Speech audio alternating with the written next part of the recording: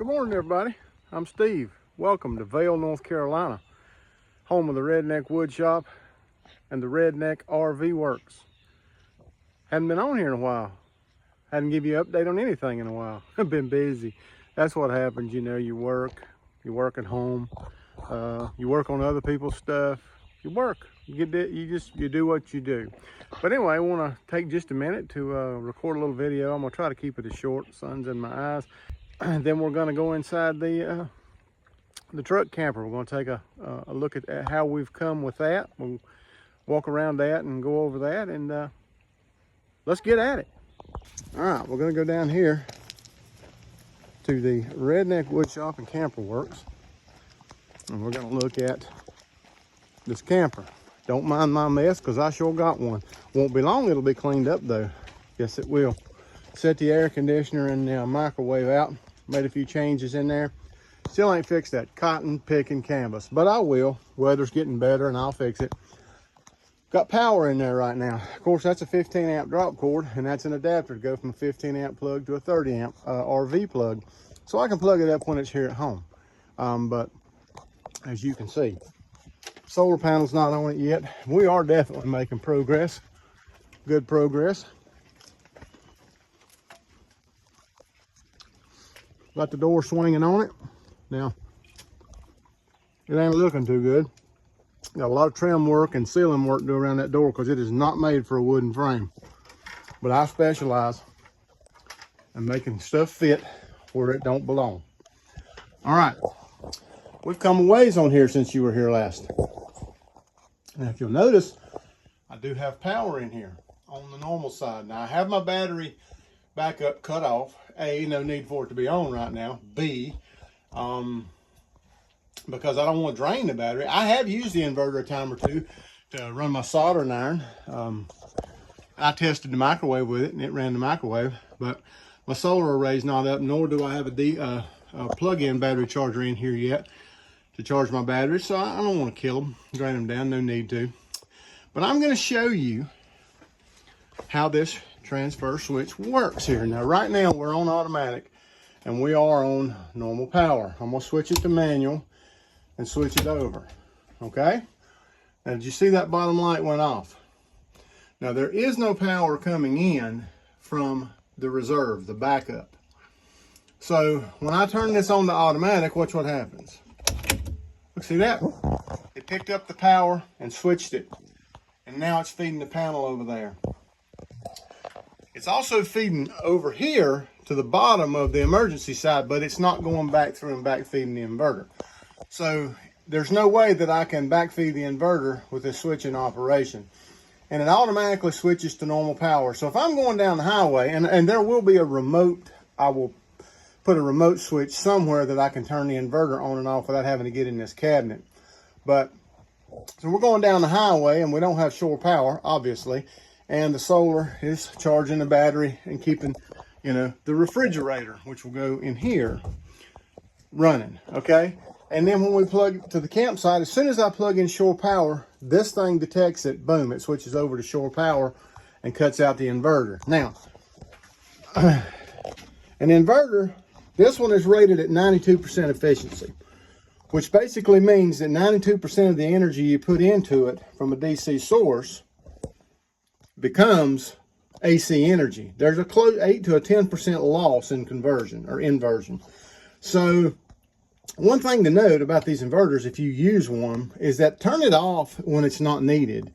That's the reason I will install the remote, so I can actually physically turn this thing off, because it'll sit there and draw power. I mean, it's sitting there drawing on your battery the entire time it's on, even if you have zero load to it. So, you know, in this situation, there's no need for that inverter to be on unless I'm using it.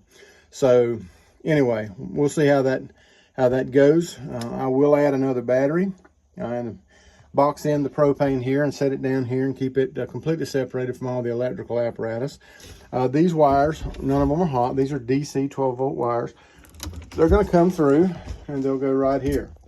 Air conditioner will go up here. And if you notice, I got the ceiling paneled, and you can see the recessed lights are cut out. There's 6 of them, in the main area of the camper. I hope that ain't overkill. It's what my bride wanted, and it'll be just fine. And here, of course, is the roof vent fan. It's a manual fan as far as, you know, raising it up. You turn the little knob and turn it on. You can pull air in or you can let air out, either one.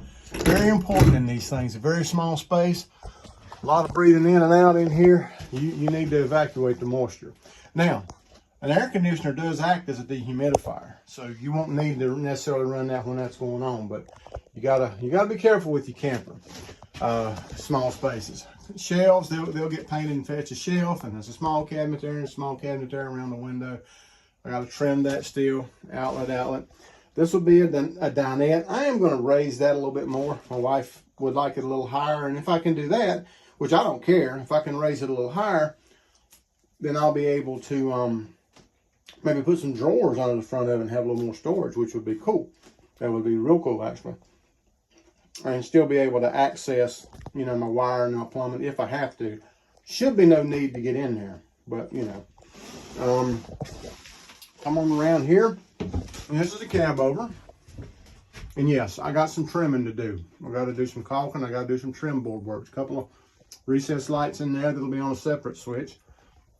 Come on around. There's the microwave cabinet and the window, and I'm going to reframe that. I'm not happy with it. The range will go here, the fridge will go here, and that'll be a wardrobe. Now I went ahead and cut my access holes in there.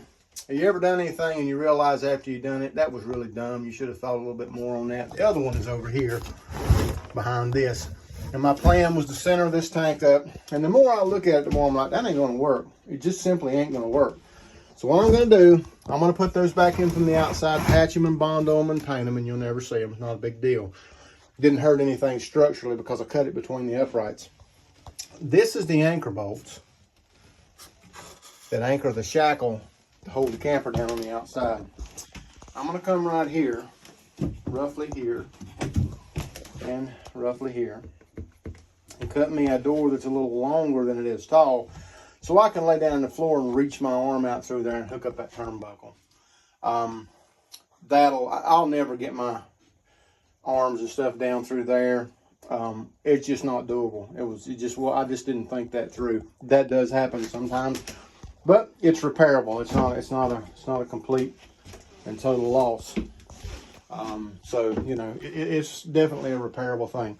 So anyway, just wanted to I'm gonna sit down here and just wanted to show you. And as you can see, I have the power on in here, and my my battery is charging. I need to put another battery in this one and get it going. And I'm working off shore power. I am not working off of the inverter. It's off the power from my service out here. And yes, all these receptacles aren't in, but trust me, it's safe. I'm not energized all this stuff that's not trimmed out. There will be little recess lights going in here, 12-volt DC recess lights, and I will hook those up and snap them in the ceiling. Once it's painted, I'm going to wait until it's painted and put them in. I'm afraid it may look like Yankee Stadium in here, and if it does, it does, and if it don't, it don't. It's fine. But I think it may. That's just my opinion. Then again, it may not give the light that I think it will, but I think it's going to be more than enough light. Right here, there'll be a little wall to hide this off. I'll move that receptacle out in the wall, the air conditioner. I'm going to have to cut it in here, and I still haven't decided exactly how I'm going to do that yet. But overall, we've made a lot of progress. We should be more than ready to go camping in Yellowstone, and we should be able to take a couple trips between now and then.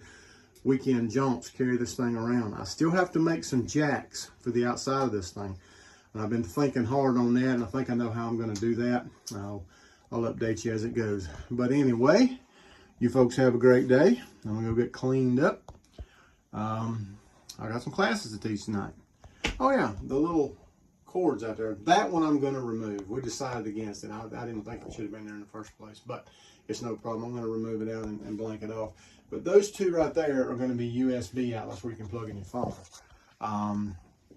There'll also be some USB outlets up here. I've decided to move the charge controller up here And there's going to be some USB outlets there because there's going to be a little TV right here. And I don't want the charge controller in, you know, competing for space. And there's room right there. And I can just as easily put it up there and use it. So that's what I'm going to do.